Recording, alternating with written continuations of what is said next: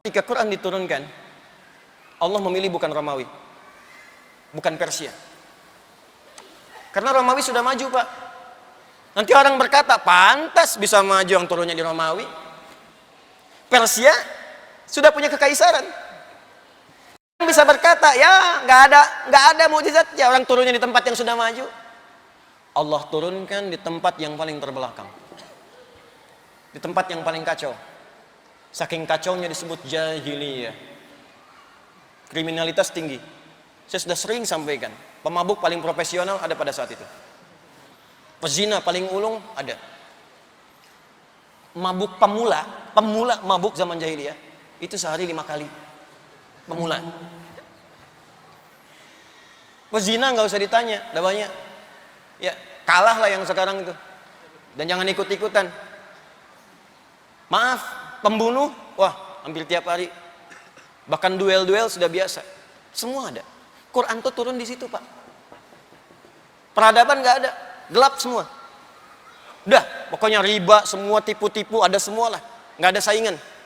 Disebut jahiliyah. Diturunkannya di situ. Tapi apa yang terjadi? Ketika bimbingan itu ada, para sahabat mulai sedikit-sedikit belajar dari Nabi. Kata Abu Abdurrahman As-Sulami yang meriwayatkan hadis dikutip oleh Imam Al-Bukhari kemudian, saya pernah belajar akhadtul Quran qaumin. Saya pernah belajar Quran dari kalangan sahabat banyak dari mereka. Mereka itu belajarnya sedikit-sedikit, ada yang 5 ayat, 10 ayat, terus diamalkan. Pahami, amalkan. Pahami, amalkan. Ketika itu dipraktekkan dengan baik, tiba-tiba merubah mereka dari jahiliyah menjadi khairu ummah. Dan langsung turun kesaksian Allah. Buka Quran surah ketiga Ali Imran ayat 110. Paling kiri sebelah atas di Musa. Kuntum khairu ummah ukhrijat linnas. Kalian umat baik yang pernah terlahir di kalangan manusia di bumi. Bisa berubah, transformasi. Dari jahiliyah yang paling nadir, paling bawah, tiba-tiba naik ke atas jadi khairul ummah. Jadi kalau Anda ingin temukan orang paling jujur di masanya, lihat tuh ahli Quran. Pergi ke sana. Umat Muhammad SAW. Anda ingin lihat orang paling tawadhu, lihat sana. Anda ingin lihat orang paling kaya sejagat yang paling dermawan, lihat sana.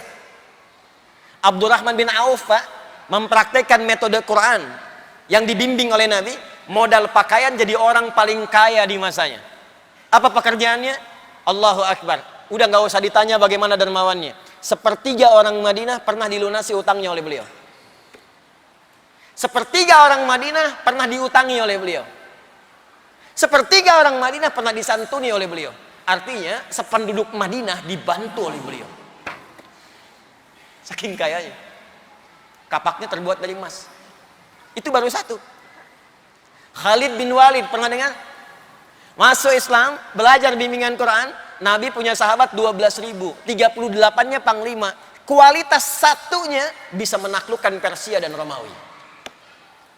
Baca tentang sirah Khalid, racun gak tembus. Saya diskusi dengan teman-teman TNI beberapa waktu lalu. Keluarkan, ada bimbingannya. Itu Khalid saat masuk Persia, si Ratu Persia sedang megang racun yang paling kuat. Kata Khalid, apa itu? Ini racun yang paling dahsyat, paling kuat di Persia, nggak ada orang kemudian cicipi kecuali mati. Khalid ketawa, nggak ada kematian kecuali dengan izin Allah Subhanahu Wa Taala. Mana racunnya? Sini. Bismillahirrahmanirrahim. Bismillahirrahmanirrahim syai'a. Dengan nama Allah yang kalau disebutkan racun pun apapun nggak akan berpengaruh. Minum sampai habis. Habis. Nggak ada apa-apanya. Dibuang Khalid.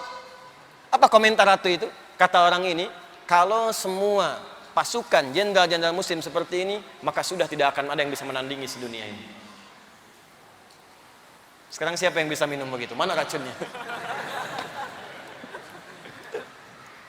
Cari orang pintar, banyak. Makanya saya sering katakan khazanah ilmu sekarang itu kan warisan dari masa Islam. Ya. Dan kita tidak boleh menyalahkan orang sekarang kalau dia pintar, karena dia belajar. Dia ambil saripatinya, dia praktekkan. Kita tidak mengembalikan ke situ. Silahkan cek penemuan-penemuan sekarang. Itu kalau Anda telusuri, kembali lagi ke masa keemasan itu. Pesawat kah? Atom kah? aljabar kah, geometri kah, kembali ke situ. Bahkan sabun yang kita pakai tiap hari, itu penemunya itu dari orang Islam. Ya. Bukan orang Islam biasa. Ya. Yang terfokus pada pengetahuan, terinspirasi oleh Al-Quran. Saya bisa katakan pada Anda ini si fulan. Ibnu Sina, Al-Kindi, Al-Farabi, Al-Ghazali, Al-Khawarizmi, Al-Battani. Itu semua siapa? Pak, Ibu, tidak banyak orang tahu, silahkan baca sejarahnya. Mereka yang dari kecil usia 7 tahun sudah diminta orang tuanya mengerjakan 2 hal amanat Nabi. 1, sholat. Yang kedua, menghafal Quran. Hafal Quran. Ini ternyata, kalau kita maksimalkan betul petunjuk ini dalam hidup, dari Al-Fatihah sampai dengan An-Nas, ada petunjuk yang membuat kita bisa tenang dan senang. Boleh jadi, maaf, kenikmatan hidup ini belum kita rasakan sempurna karena petunjuknya belum kita hadirkan dan belum kita praktekkan dalam kehidupan. Sekarang, semua itu ada di sini. Tapi kan gak bisa Pak kemana-mana bawa ini. Ibu mau belanja, petunjuk menawar dalam Al-Quran. Lama. Bapak mau rapat, petunjuk berkah dalam rapat, cari. Kelamaan. Ya. Bagaimana cara yang paling mudah? Lihat seperti Nabi pernah mengajarkan. Lihat seperti Nabi pernah mendidik sahabat-sahabatnya sehingga mereka menjadi mulia seperti di kemudian hari dan jadi khairu ummah. Inilah kesaksian langsung dari sahabat Utsman bin Affan, Ali bin Abi Thalib radhiyallahu taala anhuma ketika menerima informasi dari Nabi. Informasi ini disampaikan ke kita oleh Al-Imam Al-Bukhari ya, lewat kitabnya Sahih Al-Bukhari, Kitabul Jami, nomor hadis 4719. Ya. Al-Imam Al-Bukhari menerima hadis ini dari Hajjaj bin Minhal. Hajjaj bin Minhal menerima dari Syu'bah. Syu'bah menerima dari Alqamah bin Marsad. Alqamah bin Marsad menerima dari Sa'ad bin Ubaidah. Sa'ad bin Ubaidah menerima dari Abu Abdurrahman As-Sulami. Abu Abdurrahman As-Sulami menerima dari Utsman bin Affan dan Ali bin Abi Thalib radhiyallahu taala anhuma dari Nabi sallallahu alaihi wasallam qaal khairukum man ta'allamal Qur'ana wa 'allama. Jika Anda ingin jadi orang baik seperti kalangan orang dulu itu dan ingin tenang dan senang hidupnya, maka sebaik-baiknya Anda ialah orang yang mau belajar Al-Quran dengan serius dan mengamalkan Quran dalam hidupnya itu. Cara paling mudah, maka turunlah keterangan di firman Allah Subhanahu wa taala, fokus, alih-alih kita capek. Dan ini tidak salah. Membawa mushaf ke setiap tempat yang suci dan benar. Kenapa tidak kita hafalkan dan tanamkan Quran dalam jiwa kita? Sehingga kita bisa bawa kemanapun dan jadi bimbingan dalam kehidupan kita. Maka turunlah kemudian tawaran di Quran surah ke-54 ayat 17, ayat 22, ayat 32 dan ayat ke-40. Kita masuk pada intinya. Quran surah 54 ayat 17, ayat 22, ayat 32, ayat 40. Walaqad yassarnal Qur'ana lidzikri fahal mim muddakir. Saya baca terjemahannya dengan cukup singkat. Dan sungguh mesti diyakini dengan segala keagunganku, kata Allah, aku telah jadikan Al-Quran, aku tetapkan mudah, sangat mudah untuk diingat, dihafalkan. Fahal mim muddakir, maka jika aku sudah jamin itu mudah untuk diingat, dihafalkan, adakah di antara Anda yang mau mengingat dan menghafalkan itu? Ini tawaran dari Al-Quran. Kata Allah, alih-alih engkau capek, aku mudahkan. Saking mudahnya, aku jamin semua kalangan tanpa batas bisa menghafalkannya. Dan itu sudah terbukti sekarang. Pernah lihat anak kecil hafal Quran? Sekarang bukan cuma anak kecil. Saking mudahnya Allah tunjukkan, yang lumpuh otak hafal. Yang kata manusia tak bisa melihat hafal. Saya lebih senang menggunakan kosakata yang Allah berikan kenikmatan kepadanya sehingga tak mampu melihat maksiat dalam hidupnya. Ya, hafal. Yang sepuh hafal. 80 tahun hafal Quran, ada. 90 tahun hafal Quran, ada. Ya. Tanpa batas, Bu, Pak. Dia Anda jangan pernah mengatakan begini, susah, faktor U. Bukan usia, usaha. Karena itu Allah jadikan Quran turun itu kurang lebih selama 22 tahun. Kan Nabi usia 40 tahun kan, pertama kali menerima. Tambah 20 berapa? 62. Jangan lihat nabinya, di situ ada Abu Bakar, ada Umar, ada Abdullah bin Abi Umi Maktum yang lebih sepuh dari Nabi. Artinya mereka menghafal Quran itu dalam kondisi sudah sepuh, Pak, Bu. Itu kan orang Arab, Ustadz, hafalin KUHP. Yang bahasa Indonesia. Apa setiap orang Indonesia hafal KUHP? Hafal undang-undang dasar bahkan? Hafal pasal-pasal? Belum tentu. Di orang Arab pun, gak semua orang Arab bisa hafal Quran, Pak. Gak semua. Dia yang mau sungguh-sungguh bisa hafal. Beo Bekasi bawa ke Mekah, ajarin Al-Fatihah, hafal. Unta Arab diajarin, gak akan bisa.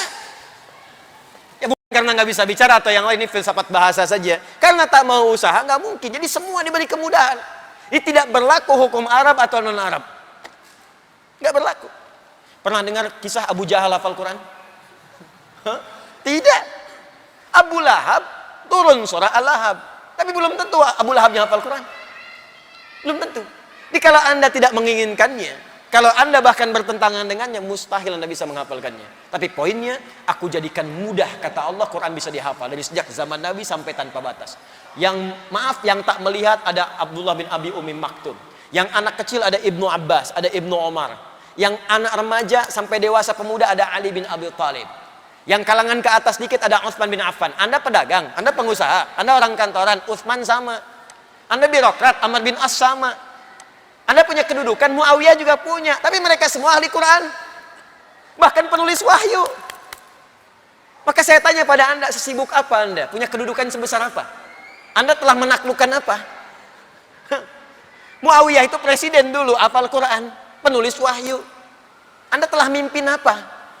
Kesibukan apa yang menghambat Anda untuk jadi ahli Quran? Saya usaha, Ustadz, sekaya apa Anda? Abdurrahman bin Auf kapaknya terbuat dari emas. Anda siapa? Mas Afsep, Mas Joni, Mas Cepi? Saya mau katakan bahwa Quran itu tanpa batas, Pak. Semudah-mudahnya. Mau pengusaha, maaf. Mau diplomat, birokrat, punya kedudukan. Mau ustadz, mau ibu rumah tangga, silahkan. Aku mudahkan semudah-mudahnya. Yakin? Siap?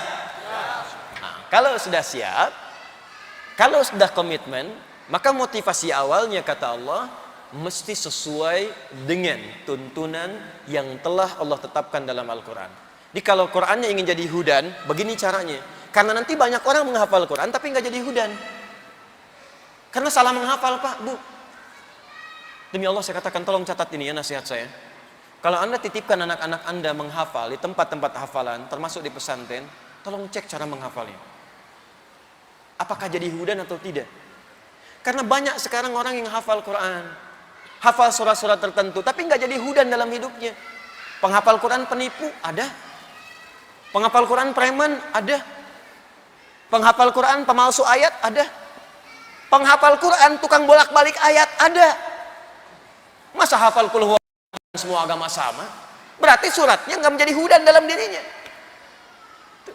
Jadi ada banyak orang sekarang menghafal Quran, cuman caranya keliru, nggak jadi hudan. Di penghafal Quran itu, Allah tidak melihat berapa juz yang ia hafalkan sampai dia wafat, tapi melihat apakah Quran itu jadi petunjuk dalam hidupnya atau tidak. Ini yang dimaksudkan Quran surah 35 ayat 32. Dari sini kita